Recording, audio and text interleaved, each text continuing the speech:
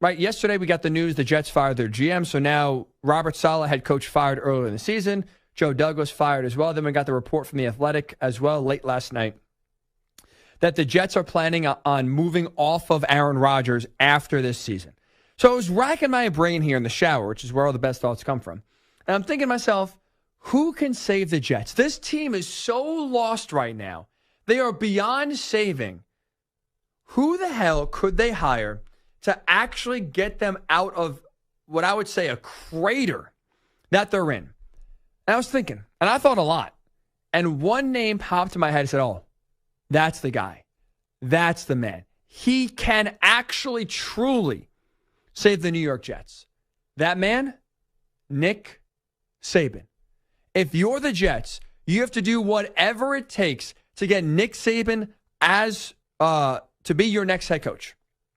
He's the only one that can truly get the Jets out of this crater because he brings what the Jets have been missing for years and really decades. Number one, he's a proven winner.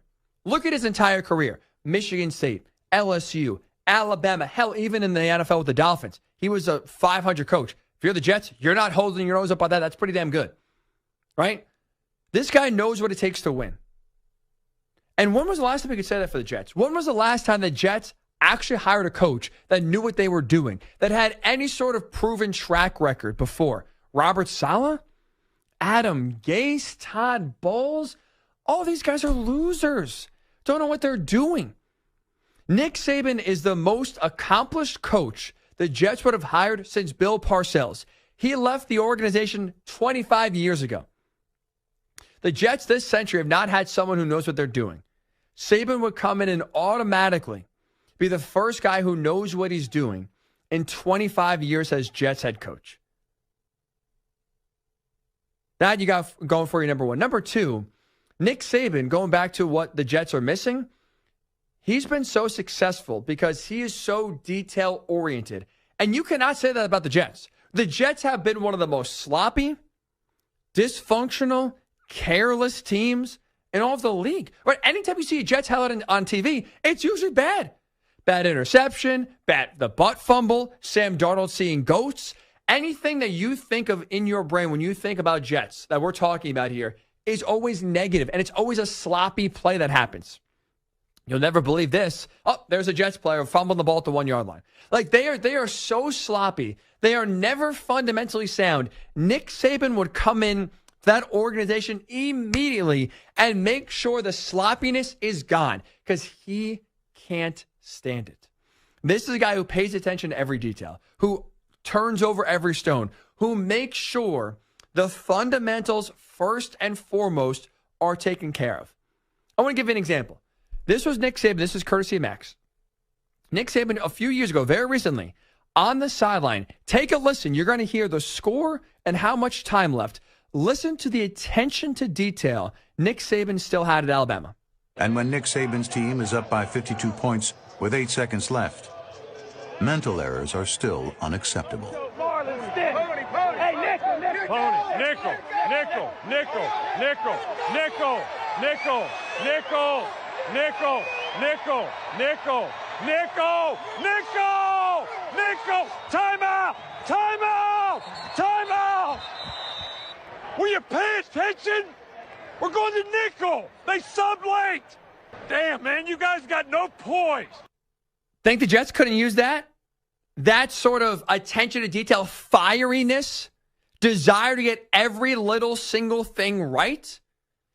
The Jets would automatically become one of, if not the most buttoned up, fundamentally sound teams in all the NFL if they hire Nick Saban. I mean, think about it. The Jets last week had to take time out of their practice to sit everybody down and show them how to fundamentally tackle. They showed them a teaching tape on tackling. They can't figure out how to do the small things right. Nick Saban would make sure those points are hammered home, and those boys listen. The Jets desperately need him because what they've been is a laughingstock, in part because they don't do the small things well. That's where Nick Saban, that's why Alabama has been so consistent. Not because they have the best talent, it helps. Not because they have the best coaches, it helps.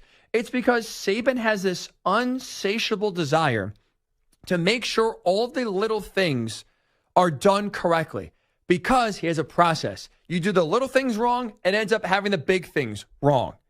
The Jets don't do the little things right. That's why they can't ever do the big things right. Saban would come in here and turn this organization upside down in a good way. He also, what he would do was bring accountability. This Jets team is a bunch of finger pointers. It starts at the top of Woody Johnson. He's to blame. Woody never points a finger at himself, but also goes down to the coaches and the players. You look at the players right now, the Jets have a bunch of losers because they have a bunch of guys that take zero accountability. Aaron Rodgers blames the coaches, blames their players for running the wrong route. We all know the red line. Everybody knows what the red line is now because of Aaron Rodgers. Not because he was educating us, because he was blaming Mike Williams, throwing him under the bus. Sauce Gardner, after the teaching tape we just told you, was laughing at the idea that the Jets had to show him fundamentals because he thinks he's better than that. The dude can't tackle. He missed another tackle in the Colts game after they showed him the teaching tape. Again, he thinks his you-know-what don't stink and that he doesn't need to be coached. And you had even last year Zach Wilson, who got benched for poor play, and then when they wanted to put Zach Wilson back as a starter, he said no initially. He had to be convinced. The Jets coaching staff had to coddle Zach Wilson in order to convince him to go back under center to play for the Jets. You think that's standing under Nick Saban? You think Nick Saban is dealing with that crap? Hell no. He would run those guys off or steer them straight. Either way, he would make sure the accountability is there for the Jets, which has been missing now for decades. So he'd make sure the fundamentals are locked down. He would make sure the accountability is there. You know what he would do, what he is creating, what he would create, I should say? A foundation that's uncrackable. Right now, the Jets, if you had to look at their foundation, if they were a house, they would fail the safety inspection.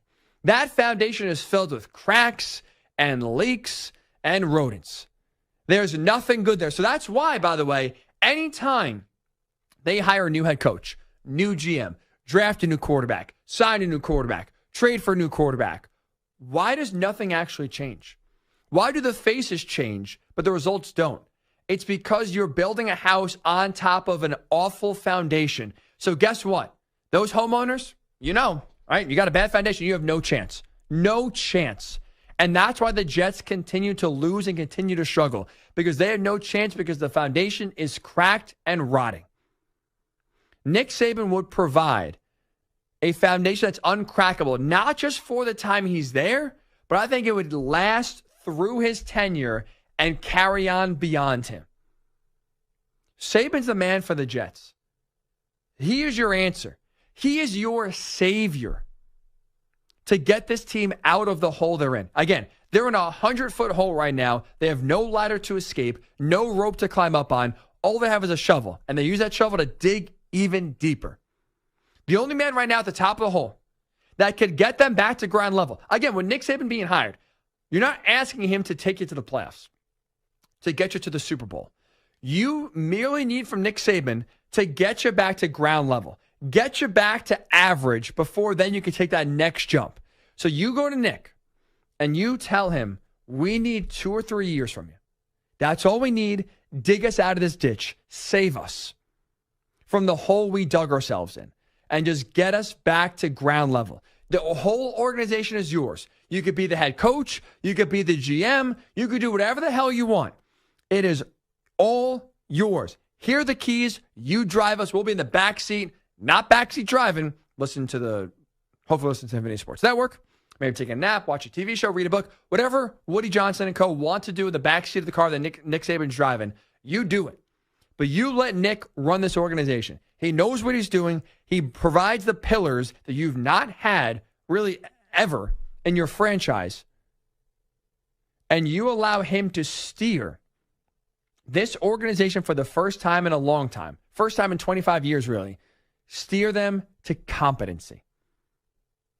So if you're the Jets, make a plea. 2 or 3 years, the organization is yours, and you can even pick your successor. You can pick your replacement at head coach. We just need you to save us. That is the plan for the Jets. Otherwise, you go anywhere else, you're screwed. Hotshot GM, hotshot young head coach, they're not coming here first and foremost. There are going to be plenty of other more attractive jobs for them to take than the Jets. So there's no reason for them to come to New York in the first place. The second thing is that they do end up stupidly deciding, well, I'll take the Jets job. I'll be the one to actually change it. Newsflash, buddy, you won't. You'll be fired in 3 years, and the Jets will be looking for another head coach. Again, there's a reason why this keeps on happening. Because the Jets go down the same road each and every time. They never learn from their mistakes. They hire these coaches that are not ready for the moment, not ready for the pressure, not ready to win right away, don't have control, or you hire a retread that's not very good in the first place, desperate enough to take the job anyway, and doesn't really, have any sort of success to lean back on. The Jets are in an extreme situation. They need an extreme answer. That answer is Nick Saban. I still think he wants to coach. Again, he retired, remember, from Alabama, not because he didn't like coaching. He didn't want to deal with the BS surrounding coaching. NIL, transfer portal. He was done with that.